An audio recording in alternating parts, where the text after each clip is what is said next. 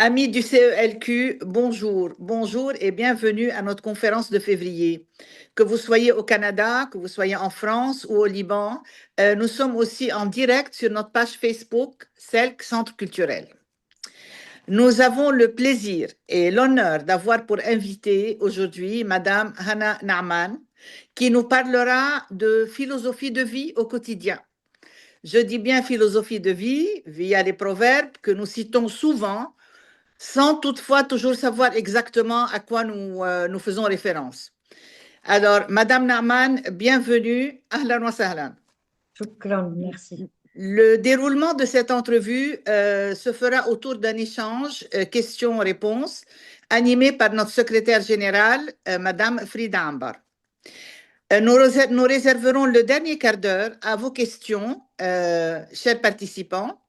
Mais d'ici là, je vous demande, s'il vous plaît, de maintenir vos micros fermés afin de ne pas perturber l'entrevue. Donc, micro fermé, s'il vous plaît. Et maintenant, à toi, Frida, et que les proverbes démarrent. Bonjour tout le monde. Je vous accueille dans notre première séance de 2026.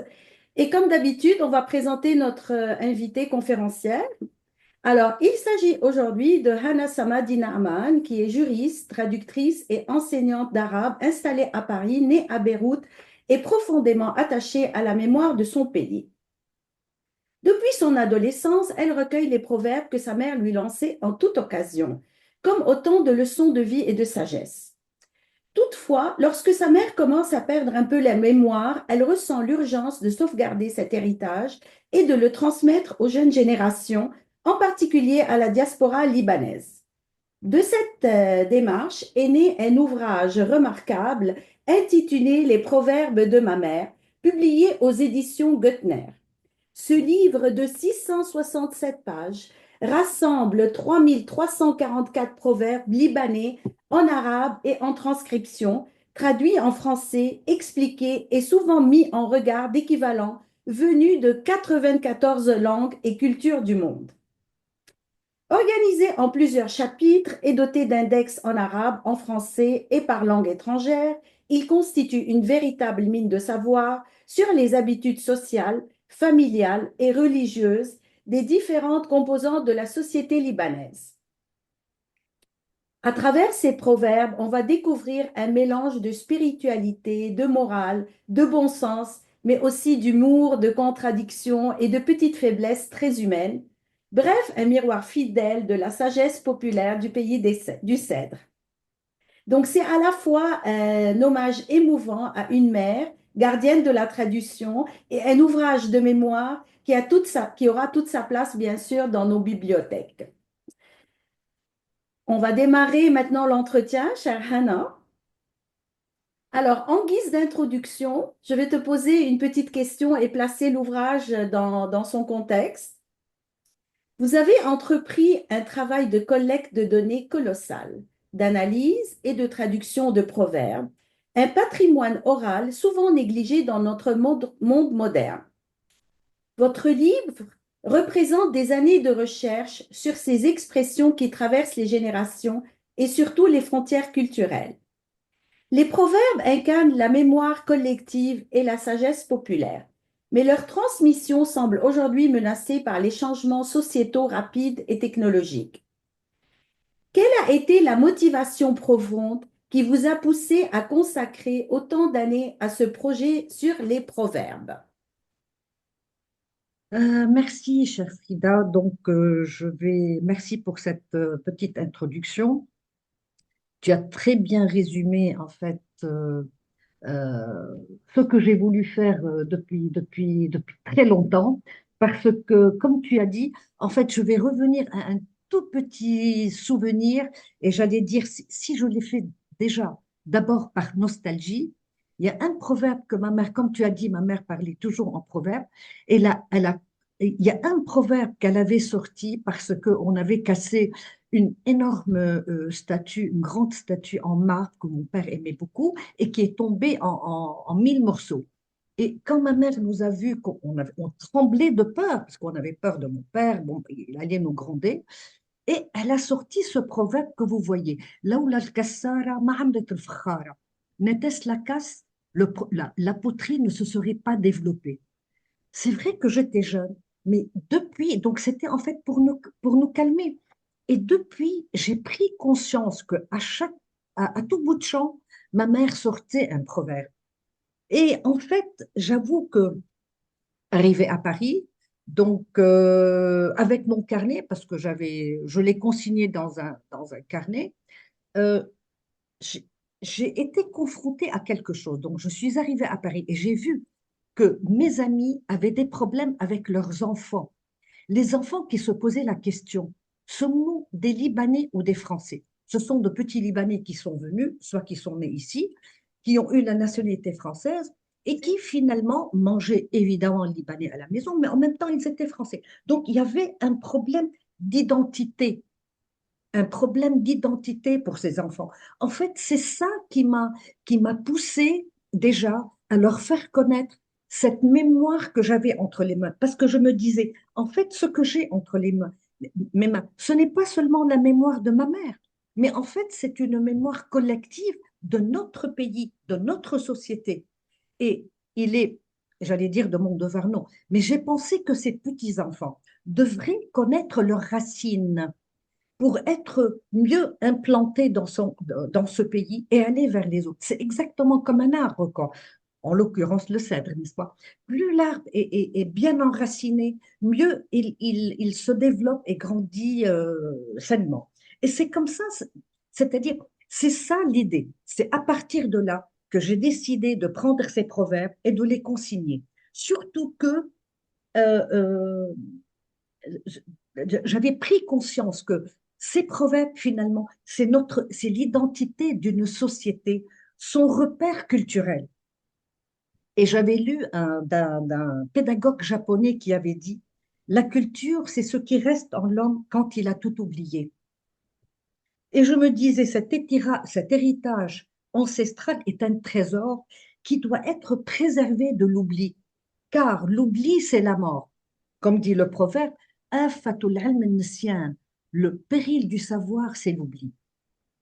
Et donc, comme Frida, tu l'as bien dit, c'est que quand j'ai décidé de commencer à écrire, à traduire les proverbes, parce qu'il fallait les traduire quand même en français, nous sommes en France, c'est pour eux que je l'ai fait, euh, la curiosité m'a poussée à regarder les proverbes analogues dans les autres langues, parce que mon mari m'avait offert un dictionnaire des langues du monde.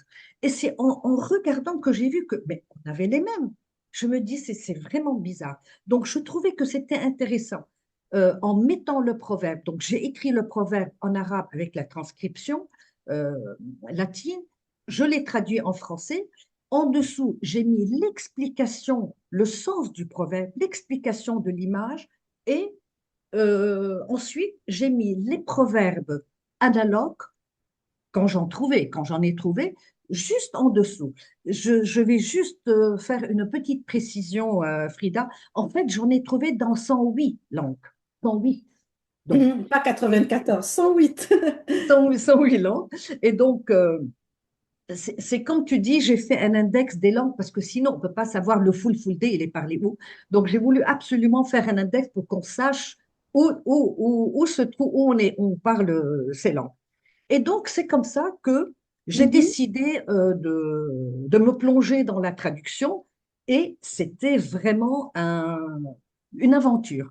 Et je Oui, vais essayer de d'ailleurs. vous Oui. entraîner avec moi à la découverte de cette aventure.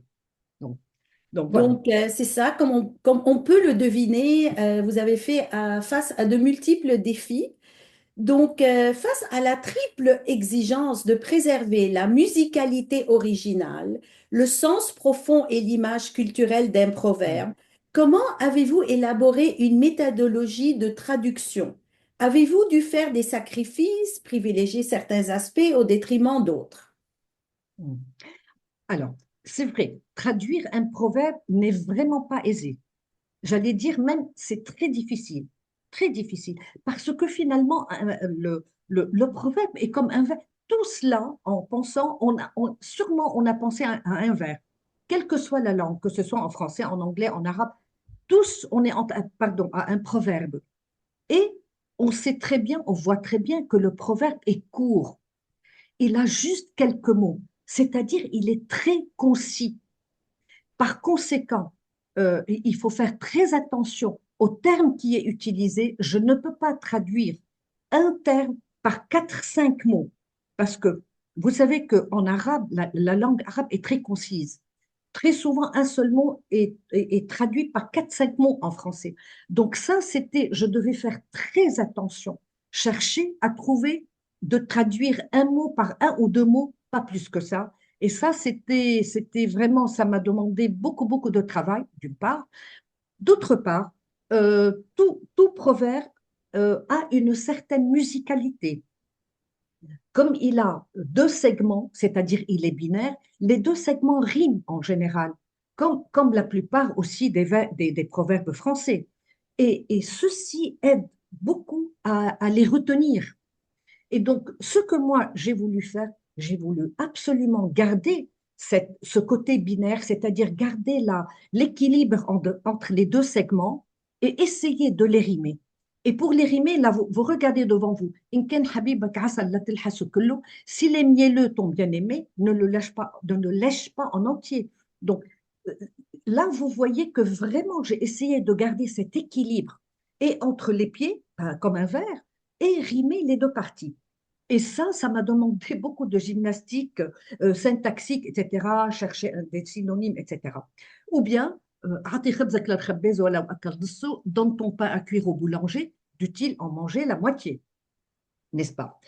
Ensuite, mais comme ce sont des mots usuels et populaires, il faut parfois essayer de comprendre l'image. Par exemple, من الفجر للنجر. Là, tout le monde dit j'ai travaillé من الفجر للنجر. Les Français ne crient rien. Je dis toujours en arabe, mais je vais le traduire ensuite en français. Et tout le monde sait que le fajr, l'eau, mais c'est quoi les parts? Bah, je suis sûre que très peu savent ce que c'est que les parts. Eh bien, les parts est une pièce métallique avec laquelle on fermait les grandes portes.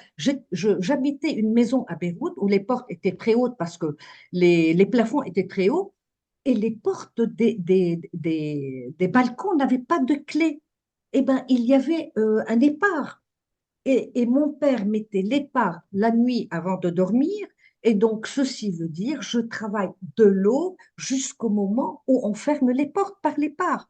Vous voyez comme c'est important. Juste deux mots peuvent nous raconter l'histoire d'une tradition qui n'est plus maintenant. Peut-être sûrement dans les campagnes, dans les montagnes, peut-être ça existe encore. Certains le font parce qu'il n'y avait pas de clé sur la porte. Donc, euh, probablement ça existe.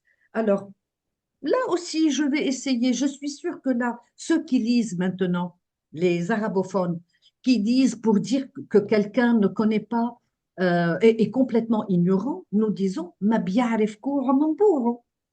Alors, je leur demande, montrez-moi. Et tout le monde fait ce geste, le koua. Je leur dis, wilboua. Je suis obligée de traduire.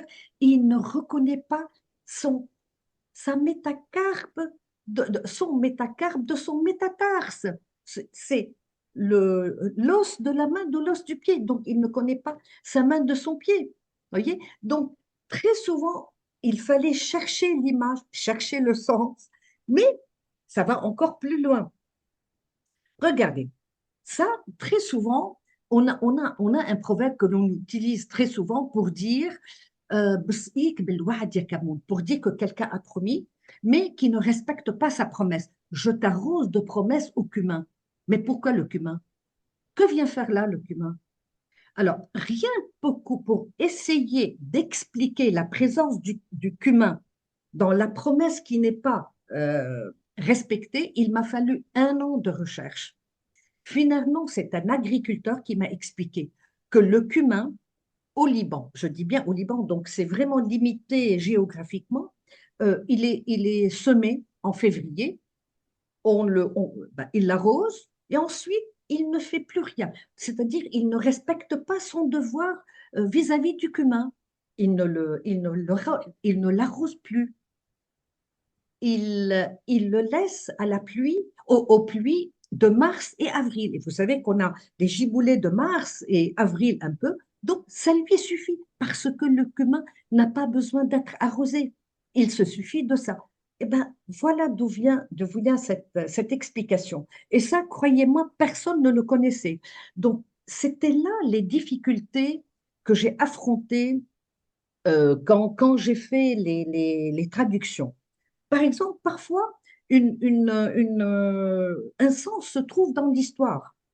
في بيناتنا خبز وملح. Nous avons partagé le pain et le sel. Sûrement, il y a beaucoup qui connaissent, qui doivent connaître ça. Dans les pays de l'Est, quand vous arrivez, pour dire que notre amitié est scellée, ils prennent un pain qu'ils coupent en deux, vous passent le sel et on mange ensemble le pain et le sel.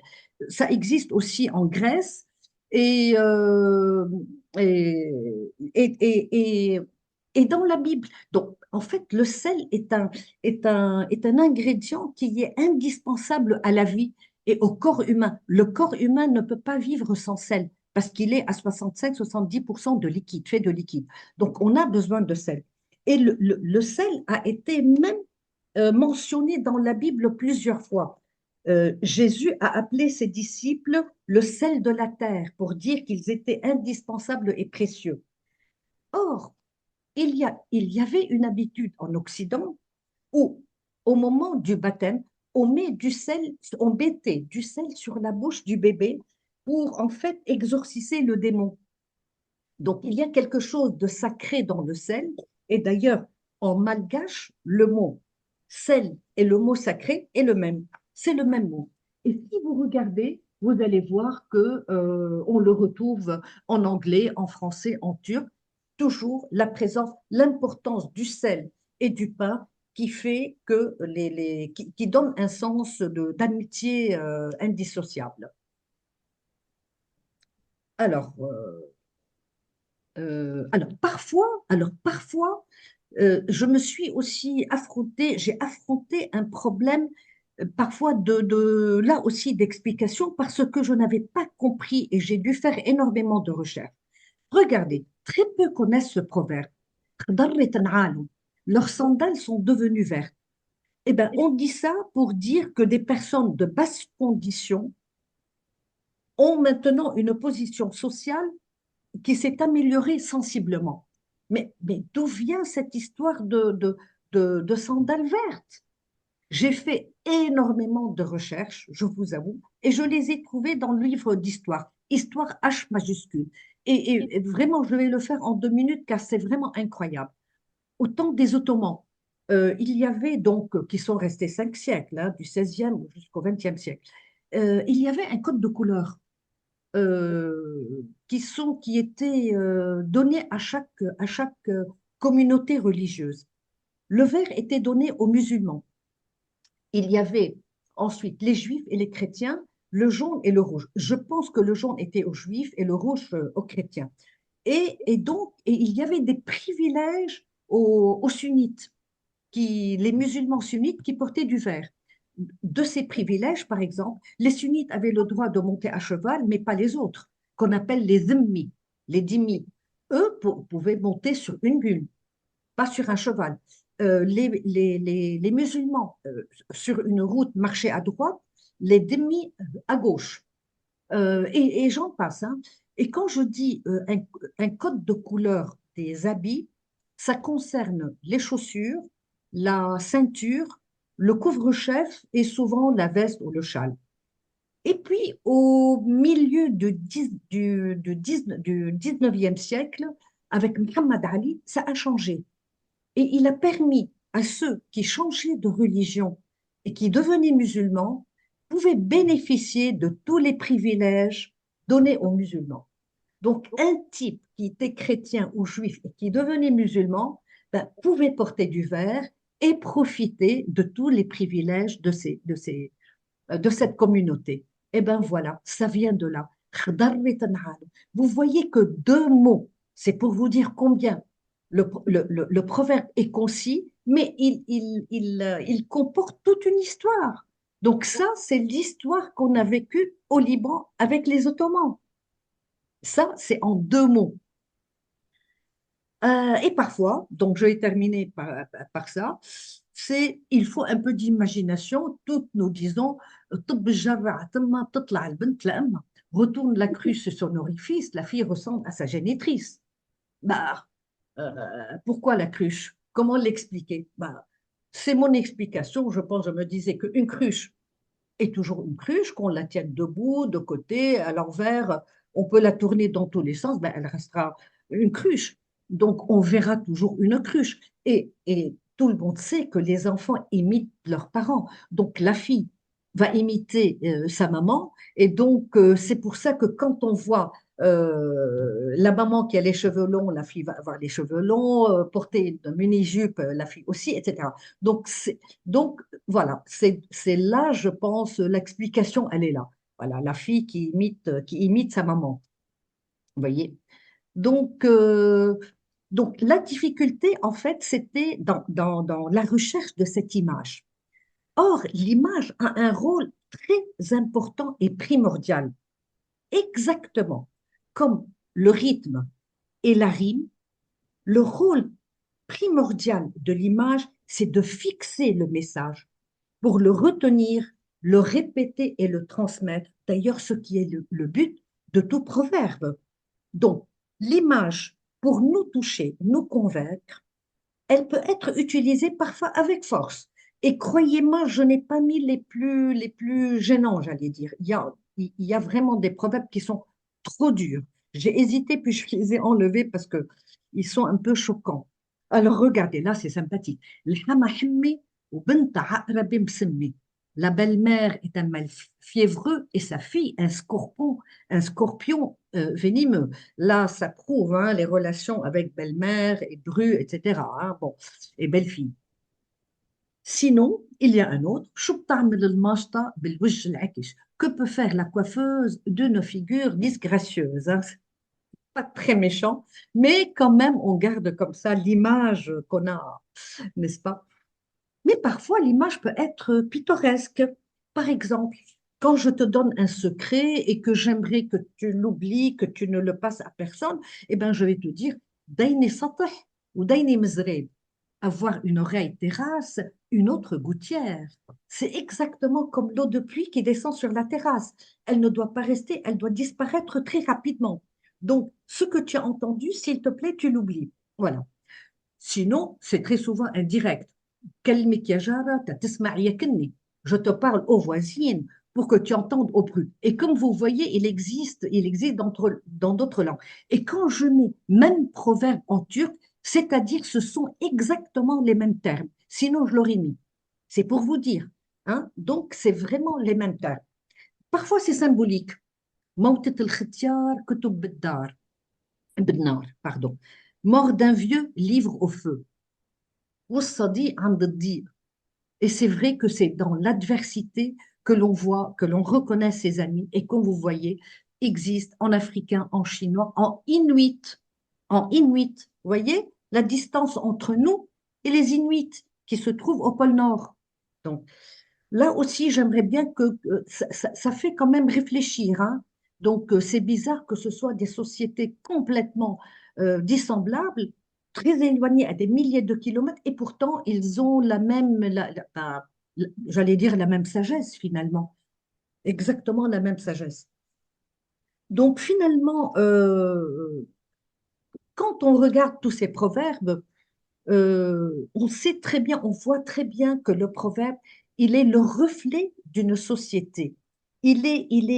Euh, en fait, c'est un trésor de connaissances parce que dans une société, on peut avoir tous les visages de la société, tout ce qu'on peut, tout ce que les gens peuvent rencontrer de problèmes, euh, vraiment, c'est un tout. C'est un tout. Et d'ailleurs, j'ai lu cette réflexion, quelqu'un l'a très bien résumée. Il a dit, chaque proverbe est un discours et chacun d'eux vaut un gros livre. Ils durent longtemps, des milliers d'années et ne s'usent jamais.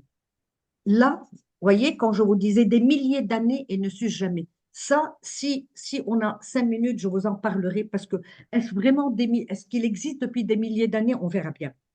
Donc, Finalement, le proverbe est un enseignement des aspects d'une société, de la société, de l'ethnologie, de la nature humaine, ben, de l'homme et dans ses comportements, dans ses relations sociales, familiales, professionnelles, devant ses interrogations métaphysiques sur l'existence de Dieu, sur la vie et la mort. Donc, on peut dire que c'est l'identité d'un peuple. Et puisque nous parlons là de proverbes libanais, c'est à partir de ces proverbes que l'on va voir les autres, finalement, tous les proverbes dans le monde, eh ben, la spécificité première du Liban, c'est sa géographie et sa montagne. Souvent, on m'a reproché, on m'a dit, mais pourquoi tu as parlé de proverbes libanais et pas de proverbes arabes? Oui, c'est vrai, ils sont en arabe, bien sûr. Nous parlons l'arabe, oui, mais il y a la dimension géographique, j'allais dire les limites géographiques, parce qu'à une centaine de kilomètres, nous avons le désert de la Syrie ou le désert de la Jordanie. La vie est différente, les gens réagissent différemment, mangent différemment, ils ont d'autres attitudes entre eux, etc. Donc, c'est complètement différent. C'est pour ça qu'il faut rester dans la limite géographique de tout pays. Et il paraît que le climat forge, le climat des montagnes forge le caractère, ce qui fait que le mode de vie des montagnards est souvent rude et en fait des gens à l'esprit borné et au caractère fruste. Bon, c'est ce qu'on dit. Ah, en fait, c'est le proverbe qui dit plus l'air s'assombrit, plus l'esprit s'épaissit. Mais quand même, il ne faut pas exagérer, c'est vrai, ils ont une vie dure. Donc, laisse parce que je vais revenir à celui qui est un peu plus haut, Frida. Voilà, merci beaucoup. Et donc, mais pourtant, ils sont d'une générosité inégalable. Parce que s'ils sont des gens qui passent par la montagne et qui ne peuvent pas continuer leur chemin pour n'importe quelle raison, ils ont le devoir de leur donner nuit, logis et nourriture pendant 3 jours. Et voyez, les 3 jours, c'est une habitude dans tous les pays arabes, dans les montagnes et aussi dans le désert. Mais il ne faudrait pas profiter de cette hospitalité, comme dit le proverbe.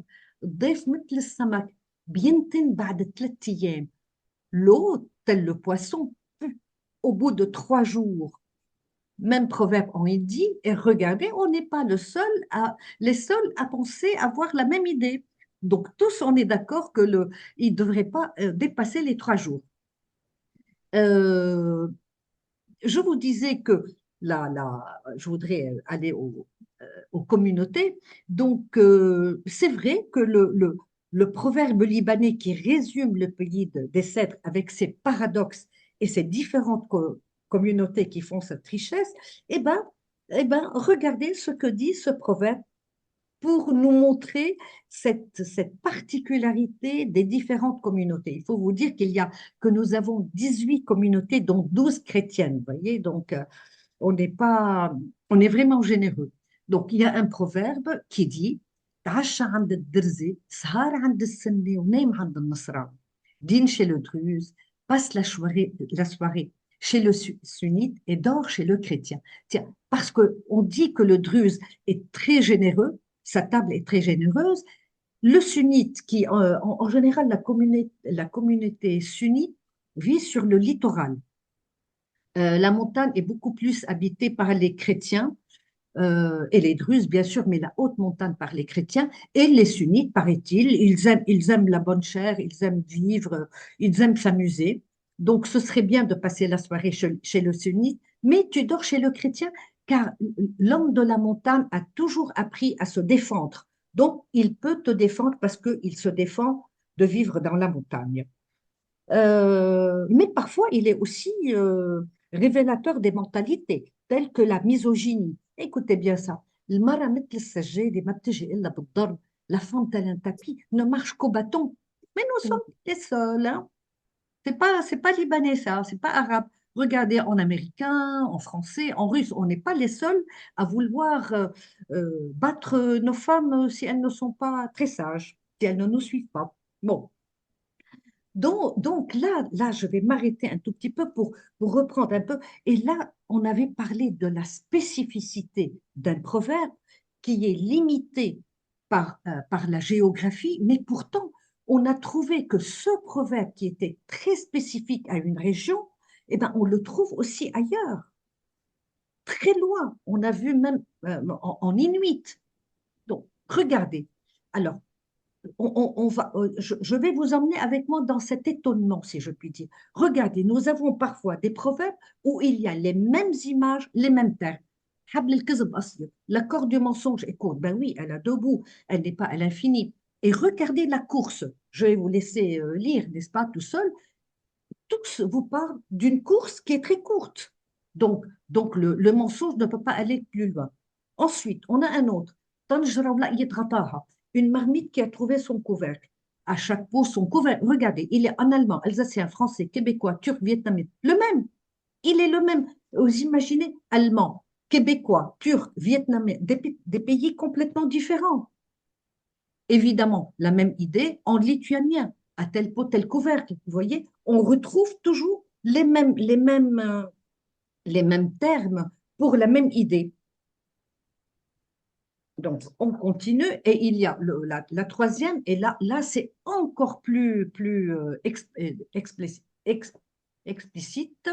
Regardez, étends tes pieds à la mesure de ton tapis. Donc, limite tes désirs à tes moyens. Il faut savoir s'adapter aux circonstances. Eh bien, on va trouver le même proverbe en bulgare, français, ouzbek, persan, turc, le même. Donc, tous, ils parlent de tapis pour tes pieds à la mesure de ton tapis. Tapis, bien sûr, parce que le persan, le turc, l'ouzbek, tous travaillent le tapis, mais je veux dire, c'est exactement le même. Et vous continuez et vous allez voir que c'est toujours la même idée que l'on va retrouver dans toutes ces cultures qui sont complètement différentes.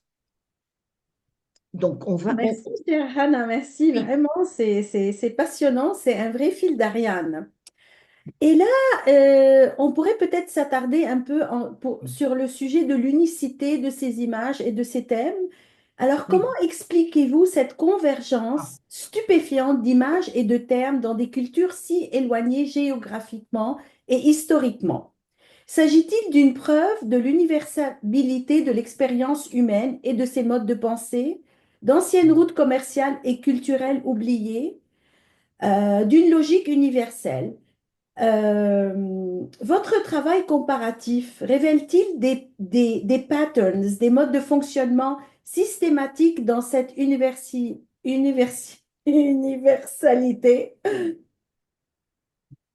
alors, c'est vrai, on peut se poser beaucoup de questions pour essayer de voir qu'est-ce qui fait. Qu'est-ce qui fait qu'on a les mêmes termes, la même idée partout dans le monde. Donc, ce que l'on peut dire, il y a un dénominateur commun. Vous avez deviné, c'est l'homme. C'est l'homme. La nature humaine est la même pour tous. La vie morale des peuples est partout semblable. Tous les humains se ressemblent. Ils ont les mêmes préoccupations de travail, de fonder une famille, d'assurer sa sécurité, son éducation. Ils ont les mêmes réflexes métaphysiques sur l'existence, sur la vie, sur la mort. Évidemment, il y a des nuances. C'est-à-dire, les comportements ne sont pas identiques pour des gens qui vivent dans des pays très froids ou dans des pays très chauds, comme en Afrique, entre Afrique et les deux pôles, ou bien l'émotionnel. Les pays asiatiques retiennent leurs émotions alors que les latins, les méditerranéens sont beaucoup plus expansifs, évidemment. Mais il faut voir, pour comprendre ça, il faut comprendre la naissance et l'évolution du proverbe. Malgré ces nuances, le proverbe est né du génie de l'homme, le sapiens, n'est-ce pas? C'est celui qui réfléchit, un savoir pragmatique qui a été acquis par l'observation de la vie quotidienne, tiré des expériences répétées des uns et des autres. Le proverbe, il naît de l'esprit d'un seul homme, circule ensuite entre les personnes d'une même société, puis d'un même peuple, avant d'être transporté au-delà des frontières vers d'autres peuples, d'autres cultures et d'autres horizons. Donc, il faut se rappeler que l'homme s'est toujours déplacé depuis l'existence de l'homme. Il a quitté le lieu où il est né et il a été partout ailleurs, mais quelles que soient les raisons, soit pour question de sécurité, pour de trouver du travail, pour manger, depuis l'existence, depuis des millions d'années, l'homme s'est déplacé. Et en se déplaçant, il a toujours pris et transporté avec lui sa culture et son savoir. Et là où il s'est arrêté, est arrivée une rencontre de culture. Et dans la rencontre de culture, il y a un phénomène d'osmose entre les deux cultures et un échange entre les peuples. Et le proverbe, il est à l'image de l'homme. Il va s'adapter au lieu où il s'est arrêté et évoluer en accord avec lui. Il va subir, bien sûr, les nuances propres aux limites géographiques du lieu où il s'est arrêté. Il va puiser les images dans l'environnement, la faune, la flore, s'inspirer de l'histoire, des mythes, des mœurs locales. Et regardez, et là, on va voir ce proverbe, et ça va être typique de qui montre comment le proverbe, une fois qu'il s'arrête, il s'adapte au lieu et puise dans le lieu où s'est arrêté. Nous disons, une main seule n'applaudit pas. Je vais vous laisser regarder, mais je vais m'arrêter sur certaines. Avec une seule main, il est impossible de monter au palmier. Banem, au Cameroun, ben oui, on parle de palmier et il monte avec les mains, les mains et les pieds pour chercher, pour cueillir la noix de coco. Voyez? Ensuite, un grain de sésame ne donne pas d'huile en Birmanie. Et oui, la Birmanie est le second producteur d'huile de sésame après la Chine. Évidemment qu'ils vont utiliser la graine, ils vont parler de graines de sésame. En Chine, on va parler de bambou. Sans le bambou, il n'y a pas de panda, n'est-ce pas? Ensuite, prenez un seul bracelet. Et là, un seul bracelet ne teinte pas. Peul, le peuple Peul qui existe en Guinée, Mali, Sénégal. Je m'attarde là une seconde, enfin une minute plutôt. Le peuple Peul, ils ont une habitude tous les ans, ils se rencontrent, hommes et femmes se rencontrent pour choisir l'autre. Voilà. Et pour ça, ils se préparent, pas par les habits, mais les femmes. Bon, les hommes, ils font sur le visage, bref, etc., il dessine de beaux dessins, c'est pas ça l'important. Là, ici, les femmes. Les femmes, elles mettent au pied des clochettes, des bracelets avec des clochettes et elles sautillent. Donc, à celle qui fait le meilleur bruit, le bruit différent, etc. D'où ce proverbe. Un seul bracelet ne teinte pas. Ça vient de là. Vous voyez, donc, dans ce proverbe, on va retrouver une tradition du peuple Peul. Alors, un autre, comme je dis, là, le recours aux animaux, là, on va voir comment les proverbes, eh ben, ils vont aussi parler des animaux que l'on trouve dans la région. C'est comme en Corée, bon, on va parler de baleines, au Cambodge, bien sûr, des éléphants, on va retrouver des éléphants, les buffles, évidemment, au Kenya, Tanzanie, pardon, des éléphants, Kenya, Tanzanie, les buffles, Thaï, vietnamiens, on les voit d'ailleurs dans l'eau, les buffles, dans leur, euh, dans leur rivière, etc. Vous voyez, donc chaque proverbe va puiser dans son environnement. Mais en fait, le proverbe, pour devenir, en fait, s'il est devenu vraiment universel, c'est qu'il y a eu les mêmes sources d'influence partout. D'abord, les livres saints, dont la Bible.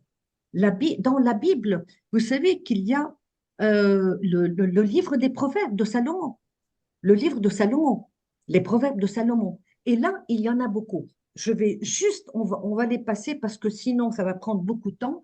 Jarak al-Harib, le Khayak al-Ba'id. J'ai mis la référence, voyez, mieux vaut ton proche voisin que ton frère lointain, qu'on va retrouver dans beaucoup de sociétés. Man hafara hufratan li akhihi waqa'a fiha, qui creuse une fosse pour son frère, il tombera. En gaélique, c'est-à-dire Écosse et Irlande, en français. ضرب ولدك وحسن أدبه ما بيموت حتى يحضر أجله. Frappe ton fils et tu le bien, il ne mourra que quand son heure viendra. Voyez, toujours du livre de Proverbes. الإنسان بالتفكير والله بالتدبير. À l'homme de penser, à Dieu de disposer. On l'a en français. L'homme propose, Dieu dispose, n'est-ce pas? De l'évangile il y a seulement selon Matthieu. Tous les deux sont selon Matthieu. A'ma bi'oud a'ma, naim yu'a'u biljura, un averkum bi un autre, les deux tombent dans le trou. Kabirul qawmi khadimuhum, le maître d'un peuple et son serviteur. Vous voyez? Donc, on a pris ces proverbes de l'Évangile, que l'on va retrouver dans d'autres aussi cultures, comme je vous ai montré. Alors que dans le Coran, il y a très peu de proverbes. J'en ai trouvé que deux. Al-mal wal banoun zinatul hayati dunya, les biens et les enfants sont l'ornement de la vie ici-bas. Wal nafsu ammaratan bissou, la nature humaine pousse vers le mal, malheureusement. Et évidemment, il y a toujours la référence pour ceux qui sont intéressés. Et nous puisons aussi, nous avons puisé dans le hadith et la tradition, c'est-à-dire les paroles du prophète. Là aussi, évidemment, j'ai fait un choix, n'est-ce pas? Al-jannatu tahta aqdamil ummahat. Donc, le paradis est sous le pied des mères, parce que la mère est toujours adulée et respectée bon, dans nos pays. De penseurs et de sages. Le plus connu, c'est Ali ibn Abi Talib, qui est le gendre, qui était le gendre du prophète. اثنان لا يشبعان طالب علم وطالب مال. Deux êtres sont insatiables. L'un recherche le savoir, l'autre l'argent. المرأة سلاح لسانها بس ما بتخليه يصدق. Les dames, c'est pour nous. L'arme de la femme est sa langue, mais elle se garde de la laisser rouiller, évidemment. Et de la tradition orientale. Là, écoutez bien, la tradition orientale. Eh bien, la tradition orientale est parvenue sous forme de fables animalières, si ça vous parle. C'est ce qu'on appelle la Panchatantra, qui est d'origine hindoue, traduite en persan puis en syriaque au VIe siècle. En 750, ces fables furent traduites par Ibn al-Muqaffa, un persan qui l'a traduit en arabe sous le titre de Kalila et Domna, deux chacals qui vivaient dans la cour du roi Lion. 9 siècles plus tard, au XVIIe siècle, vous allez deviner, il y a quelqu'un qui a fait la même chose, c'est La Fontaine. Il s'est inspiré dans 14 de ses fables. Il a emprunté aux histoires de Kalila et Domna les éléments ou la trame de quelques-uns de ces fables. Et j'ai vu une étude, c'est une thèse qui a été soutenue ici par une Libanaise. Je l'ai vue, je l'ai chez moi. Donc, juste, je vous ai pris quelques exemples. Nous l'avons pris de Kalila et Domna et on les retrouve dans les fables de La Fontaine. Bon, on va aller un peu plus rapidement. Donc, je pense que vous les avez lus. Donc, voilà, c'est pour vous dire que finalement, le proverbe est à l'image, est bien à l'image de l'homme. Il ne connaît pas de frontières. Il est exactement comme l'homme. Il a puisé, donc, il a commencé par un homme et il a été par l'esprit d'un homme et il a été partout d'une façon universelle et il s'est installé partout et il s'est inspiré du lieu où il s'est installé. Et d'ailleurs, certains ont parlé d'un patrimoine culturel commun à toute l'humanité. Ouais. Merci, Hannah. Bon, on a traversé des siècles avec toi, avec une sagesse condensée. Pour revenir un peu au présent, observez-vous un renouveau d'intérêt pour les proverbes dans la société contemporaine? Oui, alors oui, déjà, il faut vous dire une chose, c'est vrai que là, actuellement, on a d'autres moyens euh, de connaître les choses, de la sagesse, etc., et de ne plus écouter les grands-parents, parce que la vie a changé, on ne va pas trop rentrer dans ça, le cadre de vie a changé, mais il y a quelque chose de très important, c'est les dictons. Ce qu'on appelle dictons, ce sont les proverbes relatifs à la météo, à l'agriculture, à la nature, aux saisons. On les appelle les dictons. Là, dans le monde rural, les gens ont continué à utiliser les dictons.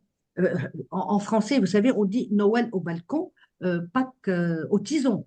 Vous voyez, là, vraiment, euh, les, les, les proverbes n'ont jamais arrêté. Et il faut dire aussi, il faut savoir que dans toutes les sociétés qui sont encore dans la moralité, oui, orale, qui sont toujours dans la communication orale, comme les pays africains, comme dans certains pays d'Asie, ils utilisent toujours les proverbes.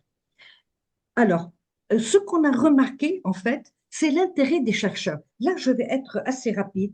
Euh, en étudiant les chercheurs, qu'est-ce qu'ils ont trouvé dans les proverbes? Vous savez, c'est une histoire finalement populaire qui reflète l'esprit d'un groupe, ses valeurs sociales, culturelles, son mode de vie, ses traditions. Eh bien, en se basant sur les proverbes, ils ont étudié, les chercheurs ont étudié, il y a eu des études sur la linguistique, la dialectologie, l'ethnologie, l'anthropologie, la sociologie, l'histoire, le folklore, la psychologie populaire, le symbolisme culturel que l'on trouve dans la métaphore. Je vais arrêter, je vais m'arrêter sur 2 points, c'est tout. La psychologie, en psychologie, l'autisme. J'ai été étonnée de voir il y a eu une analyse en Syrie, faite en Syrie, et ça, c'était une thèse soutenue à l'université de Rouen en 2011 par une Syrienne, un test fait sur les autistes en appliquant les proverbes. C'est-à-dire, c'est exactement comme font les thérapeutes en France, ils utilisent les proverbes pour réintégrer les autistes au groupe social. Et à Montréal, il y a eu un test de proverbes, un test qui est basé sur les proverbes pour voir la capacité d'abstraction chez les autistes. Car la notion d'abstraction est absente chez les autistes. Et ils ont essayé de voir si par les proverbes, ça peut aiguiser la notion d'abstraction chez les autistes. En anthropologie, là je vais aller très, très rapidement, parce que tous nous connaissons, c'est-à-dire c'est la pensée savante, vous savez, qui connaît les répercussions de l'alimentation de certains gestes sur la santé et la maladie. Tous nous connaissons ça, n'est-ce pas? C'est-à-dire manger tel aliment qui ont telle propriété, etc. Et pourtant, cette pensée savante qui vient d'une population non instruite a été vérifiée par le corps médical parce qu'elle applique le bon sens dans l'observation et les expériences. C'est ce qu'on appelle la médecine, la médecine de sagesse, les remèdes grand-mère. Et si au monde, il y avait juste, je voudrais que tu redescendes, s'il te plaît, le kahel wala l'ama. Le kahel wala l'ama, rapidement, plutôt le col que la cécité, eh ben, si vous regardez les anciens Égyptiens, ils ont toujours autour des yeux du noir. Là, en fait, c'est le col, parce qu'ils pensaient que le col euh, permet de repousser, d'empêcher la conjonctivite et même le reflet qui est très fort du soleil sur le sable et donc qui peut faire du mal aux yeux. Vous voyez? Et ça date de plusieurs milliers d'années. Et donc, là, on peut passer assez rapidement de tous les proverbes qui viennent, vous savez, l'homme creuse ses dents, voilà. Ça, c'est tout ce qui concerne la nourriture, parce que je pense qu'on n'a plus trop le temps, n'est-ce pas? Ben, finalement, Je, on a une dernière question parce que le temps voilà. file à une vitesse incroyable. Oui, oui. Et juste aussi, les linguistiques ont constaté que dans tous les proverbes, il n'y a pas d'article, que ce soit en arabe, en français, en anglais. Il n'y a pas d'article. Voilà. Donc, voilà. Et ensuite, il reste que, en fait, en fait, il n'est pas figé. Le proverbe, il n'est pas figé du tout. Il se renouvelle constamment parce que pendant les temps de crise, on essaye toujours de parodier les proverbes. Par exemple, vous savez que, voilà, ça, je l'ai entendu de Syriens pendant la guerre. Célibataire à vie plutôt que veuf à moi, vaut mieux être détenu à moi que kidnappé à vie. Mais ça a toujours existé. Vous savez, si vous descendez un peu, vous allez voir, Pierre Perret l'avait utilisé, les grands l'ont utilisé, Balzac, Beaumarchais, Diderot, ils ont utilisé, et les brèves de comptoir, là, c'est pour vous dire, en fait, c'est les gens qui se réunissent toujours dans les bars, ils échangent des idées, on les appelle les brèves de comptoir, et j'ai trouvé un dictionnaire des brèves de comptoir et des recueils de ces brèves de comptoir. Voilà. Et là, vous avez l'exemple de ces complots. Donc, ce qui veut dire que finalement, le proverbe n'est pas mort, il existe toujours dans l'esprit des gens qui aiment bien le parodier, le reprendre différemment, parce que c'est très amusant de les voir, de voir. Ça, c'est très connu. L'horreur est humaine, hein, de Coluche. Il a été connu pour ça. Voilà. Donc, j'ai été rapide parce que je ne pouvais pas faire plus. Merci, merci, c'est vraiment passionnant. D'ailleurs, on a des commentaires dans le chat. Bon, il nous reste un peu de temps pour les questions. J'imagine qu'elles seront nombreuses. Donc, vous pouvez lever la main. Je vois déjà Joseph. Oui, bonjour. Je sais qu'il y a beaucoup de participants. Merci beaucoup, Madame Hana. Merci, J'en Frida, et prie. toute l'équipe de CELC. Vraiment, c'est très enrichissant et vraiment, c'est très bon à avoir ces connaissances-là. Ma question, je vais être rapide. Ce que vous avez fait, ça me rappelle un peu ce qu'il a écrit Amin Maalouf dans son livre Les échelles du Levant. Vous avez traduit des dictons ou bien des proverbes en français.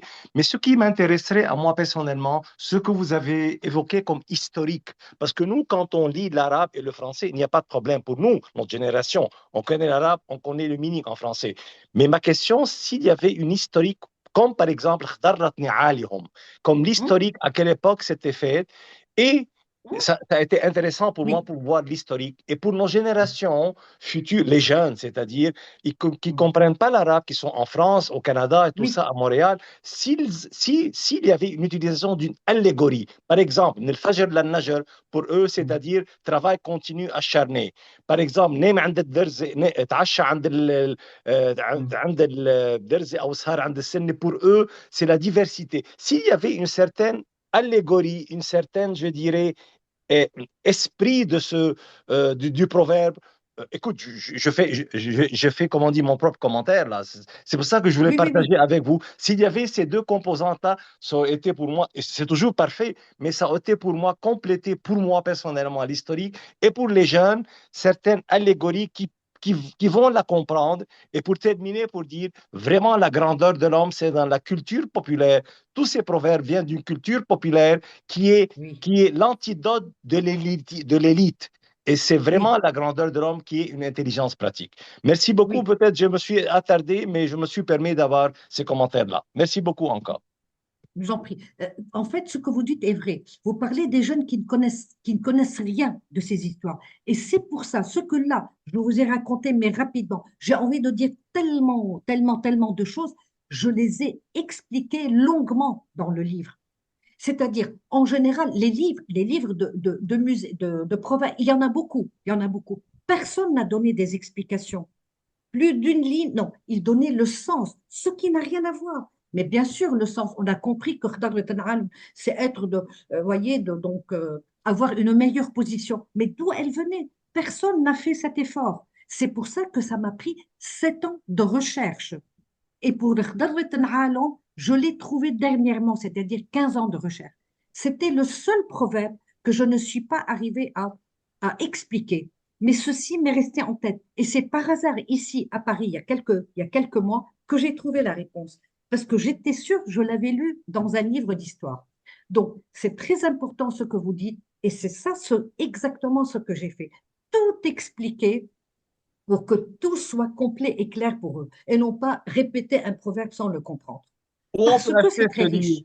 Votre livre, où on peut l'acheter? Est-ce qu'il est sur... Alors, si vous êtes à Paris, ben, chez Gottner, parce qu'il a 16 ans, donc il est de moins en moins dans les bibliothèques, dans les librairies. Il est à Lima, à l'Institut du Monde Arabe, mais surtout chez l'éditrice Gottner, D'accord, ce serait peut-être le plus simple. Parce que même sur Amazon, Amazon a multiplié le prix par 10. Donc, il ne faut pas essayer. Non, d'accord. bah, c'est ridicule, quoi. Donc, Mais vaut quand mieux même. que ce soit par l'éditrice. Voilà. D'accord. C'est plus simple. On vous Gottner. enverra les C'est liens. facile à trouver. Merci beaucoup. Oui, merci encore. Merci Et, beaucoup. Je me suis attardé Je vous en peut-être. prie. Alors, je non, laisse aux non. autres la parole. Merci. Avant de passer la parole à Basma Naïmé, on a reçu une question via le chat. Une petite précision. Quelle est la différence entre un proverbe et un dicton de la part Oui, de je l'avais dit. Dr Samer Alors, je l'ai Abou? dit. Le dicton est toujours local. Le dicton, il est local. Le Oui. proverbe, il peut toucher, il est universel. Alors que le dicton, en général, il concerne les saisons, l'agriculture, la nature. Donc, c'est pour ça qu'il est local. Ce qui peut être valable en France ne serait pas le dicton valable en France sur une certaine culture ou sur la pluie ou sur etc. ne sera pas valable en Afrique. Donc, ça, on les appelle dictons. C'est local. Voilà. Merci. C'est ça la différence. Basma? Oui, bonjour tout le monde. Euh, Bonjour. Hana Aweshi, je vais te dire en arabe, Hanike. Moi, je fais beaucoup de jeux Shukran. de mots. Donc, avec Hana, je mets Hanike. Deuxièmement, vous m'avez jeté beaucoup en arrière. Je suis revenue plusieurs années en C'est le arrière. but. C'est le but. Je vais vous dire pourquoi. Et aujourd'hui, je pense qu'il y a quelqu'un dans le ciel qui vous écoute et qui rit. Oui, C'est ma oui. tante. Parce que dans les années 80, elle avait commencé à faire une recherche comme la vôtre. Elle était enseignante de français au Liban. Elle est allée en Espagne pour faire des études et elle a remarqué que les proverbes étaient aussi dits en espagnol, certains. En plus, mon grand-père qui parlait turc lui avait dit dans le temps que même en turc, il y avait des mêmes proverbes qui étaient en libanais. Donc, ça a sollicité sa curiosité. Et quand elle est revenue d'Espagne, elle a commencé à faire une recherche. Quand j'étais jeune, je voyais ses papiers, mais finalement, sa maison a été pillée puis durant la guerre, etc. Donc, on a tout perdu. Donc, aujourd'hui, ça me fait rire et ça me fait très plaisir de vous entendre dire tout ça. Et moi, je parle plusieurs langues. Et quand j'ai commencé à apprendre mes langues, les proverbes, c'était quelque chose qui m'attirait beaucoup à cause de ma grand-mère, grâce à ma tante et à ce qu'on disait dans la famille. Donc, j'ai eu beaucoup de plaisir à vous entendre parler aujourd'hui. Merci beaucoup. J'essaie de trouver le livre, c'est sûr. Et je vous dis qu'aucun proverbe ne sera perdu et aucun Non, dicton ne sera perdu dans le monde. non, Pour la simple non. raison, parce que le proverbe est divisé en deux mots, un pro et un verbe. Et tant qu'il y a des gens qui vont faire des choses, et tant qu'il y a des pros qui vont être lucides pour essayer de comprendre c'est quoi le Oui. verbe, les proverbes vont toujours continuer. Donc, ne vous inquiétez pas pour ça. Je suis garantie Je ne suis pas inquiète. que ça va. Moi, je Il y a- suis sûre qu'il y a une longue vie devant les proverbes. Parce que, dommage, je n'ai pas pu en parler, il a 4500 ans, notre proverbe.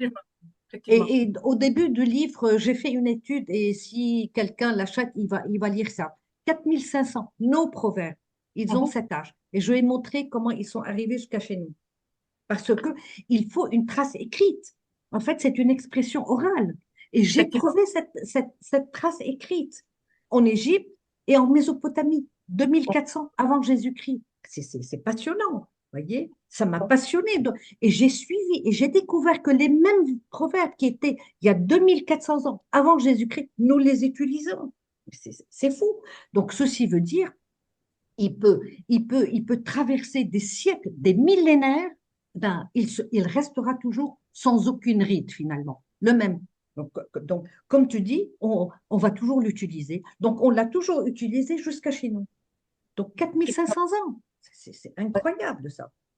Donc, Merci, Anna. je vous On a remercie. beaucoup de... Oui, merci. On a beaucoup de commentaires dans le chat où les gens demandent où acheter le livre, où se le procurer. Donc, on va publier l'adresse sur notre page Facebook. D'accord. Donc, Je te l'envoie, je vais te oui, l'envoyer, je oui, te donne les... je l'ai, Ah, mais d'accord, voilà, je la bien sûr, publierai sur bien sûr. pour les gens qui veulent se procurer le livre. D'ailleurs, je signale qu'il y a une édition en anglais. Oui, il a Ouais. été traduit en anglais. Donc pour vous dire, je ne sais pas si je l'ai dit, la cinquième édition est traduite en anglais. Donc, Alors, longue je vie vois au beaucoup de proverbe, n'est-ce pas? commentaires. Je vois Frida, beaucoup... est-ce qu'on peut Oui, passer encore à une ou deux questions avant de oui, mais conclure? j'en vois pas. C'est qui? Ah, d'accord. Je Euh, vois pas de main levée. Je vois beaucoup de commentaires. Est-ce qu'il y a des mains levées? Dernière chance pour Il y poser a une May question. il y a une dame May qui lève le doigt. Ah, ok. Vas-y, May. Ouvre ton micro. Mhm.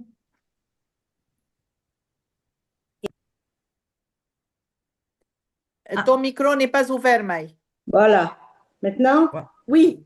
Oui, ben, pour conclure avec Madame Hana et le dire en matal, إذا بيقولوا شي بهيبة, ça vous représente exactement, Madame Hana. merci beaucoup. Vous Bravo. aussi, Ah, voilà. vous aussi. Merci beaucoup. OK.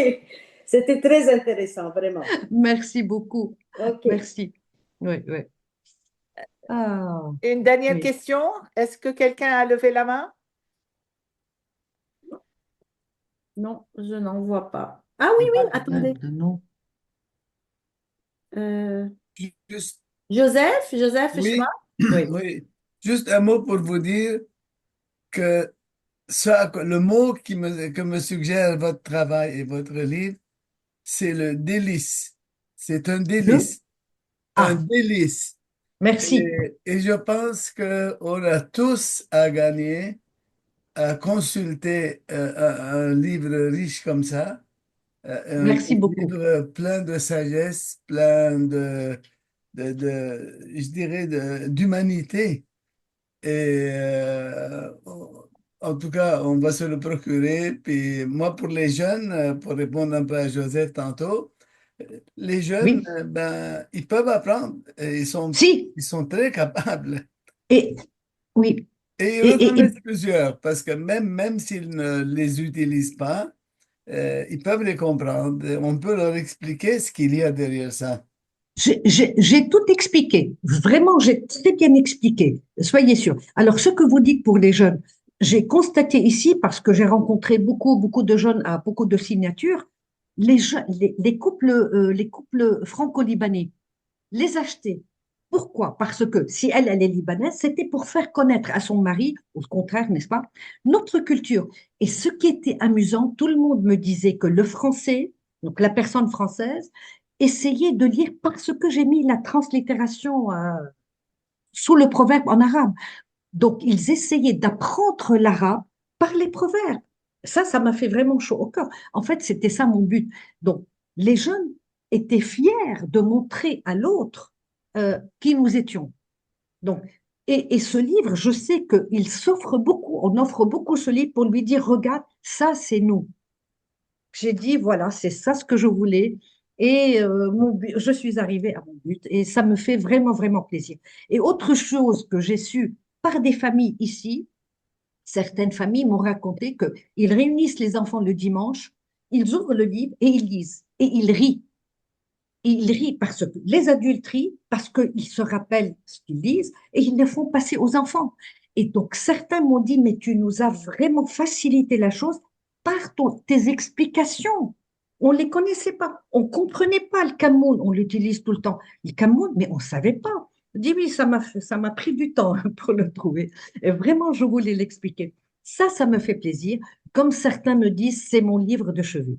Ah, là, franchement, parce qu'on n'est pas obligé, comme un roman, de le lire. Il faut juste ouvrir avant de dormir.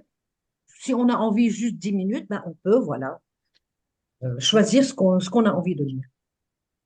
Un Et immense ça permet de dormir comme ça dans le passé, dans les souvenirs, etc. Voilà, un très grand merci. je vous en prie.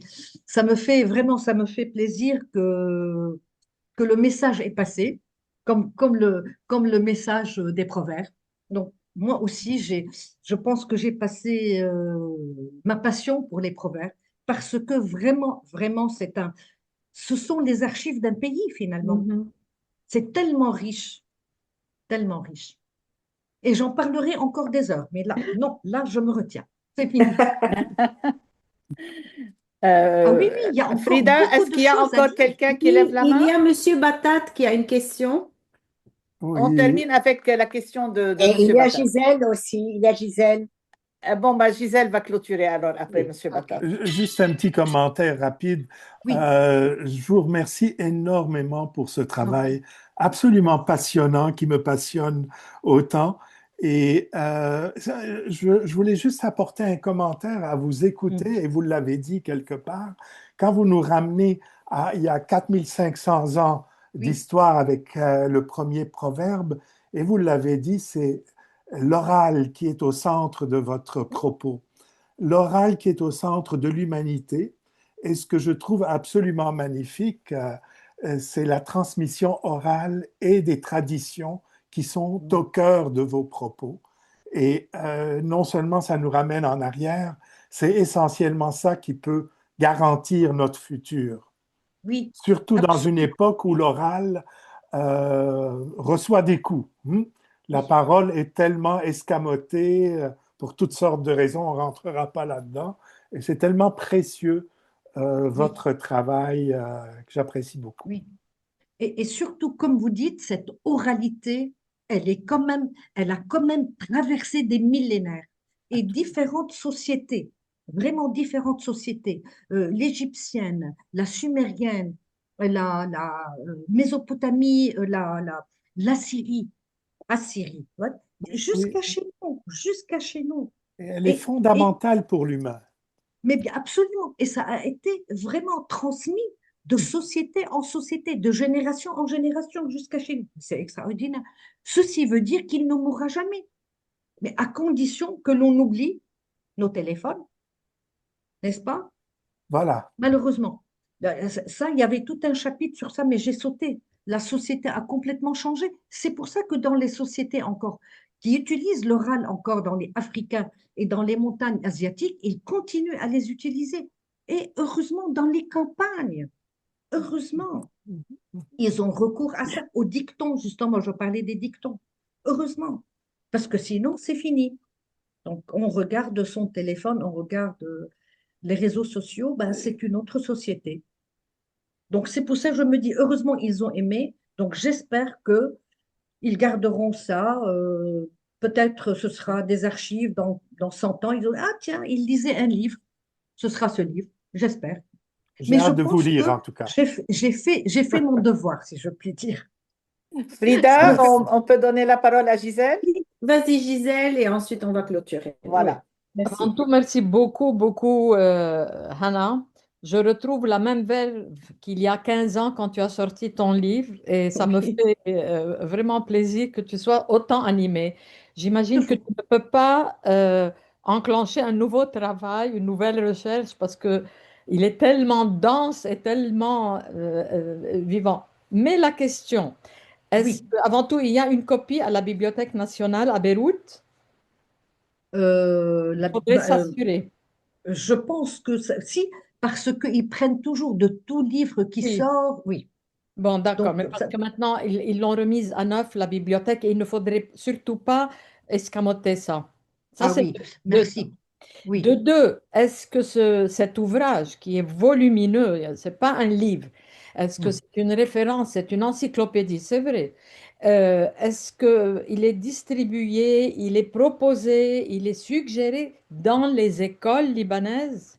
Ah, j'ai voulu, je t'avoue. Je sais qu'ils l'ont pris dans certaines bibliothèques publiques. Oui, Certaines, j'ai bien dit certaines, mais je ne sais pas lesquelles. Je ne sais pas lesquelles. Moi, j'ai proposé de le prendre et d'aller dans les écoles. Mais bon, oui. j'habite Paris, donc il faut que quand je sois au Liban. Mais tu sais comment ça se passe au Liban. Il faut passer par monsieur tel, etc., des connaissances. Sinon, c'est pas. Mais c'est Mira, le Göttner qui devrait peut-être faire le travail. Parce que dans les écoles, ce sont les professeurs de français qui font une demande de livres. Donc, Oui, et puis aussi, par exemple, les 5 heures. Ils ont plus de 120 écoles. Il y a ou bien les missions laïques. Et ils ont oui, plusieurs écoles. On ne peut pas aller parce que vraiment, c'est une, euh, oui, c'est une anthologie, comme tu disais, c'est oui, notre patrimoine. Et oui, absolument. on ne peut pas le cerner à moins d'avoir le livre. Oui, c'est vrai, c'est vrai. Alors, les universités, ils l'ont. Ça, je sais, je les ai vus. Les Oui, universités, ils l'ont, même l'université américaine, ils ont le français. Donc ça, les universités, tous, ils l'ont, partout. les Donc, les écoles, les mais, écoles. mais il faut voir les écoles. Moi, je veux bien, parce qu'en fait, c'est pour eux.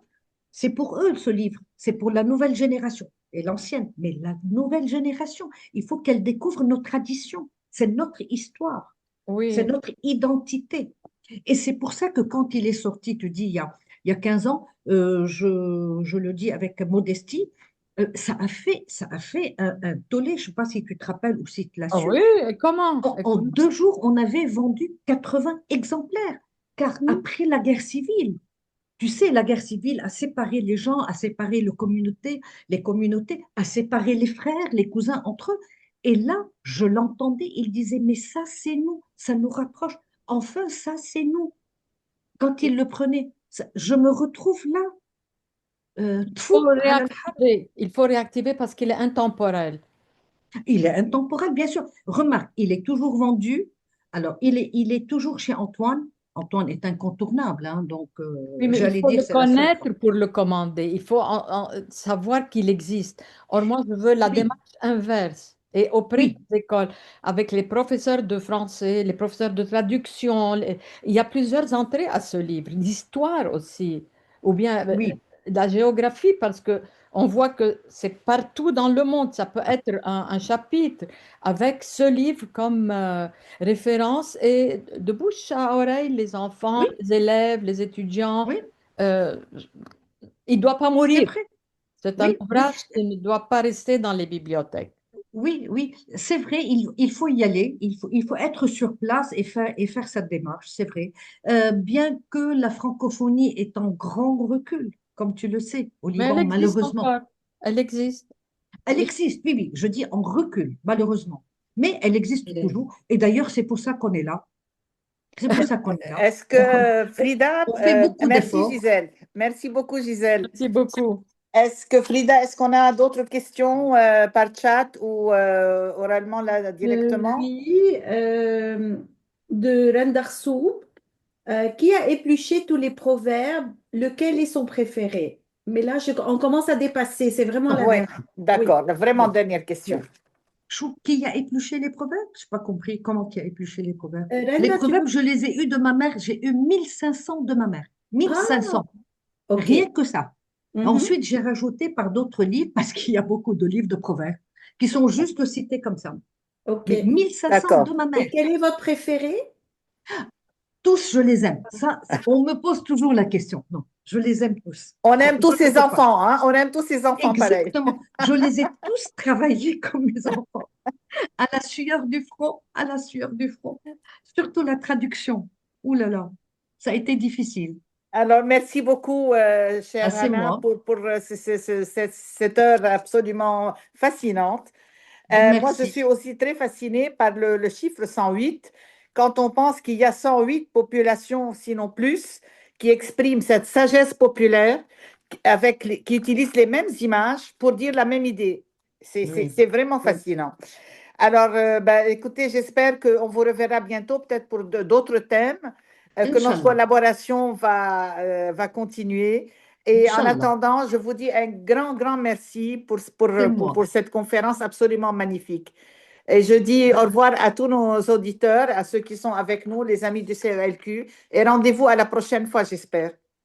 Merci beaucoup. Merci C'est moi tout qui le veux remercier. monde. Beaucoup. Merci, chère Merci. Hannah. À suivre. Merci.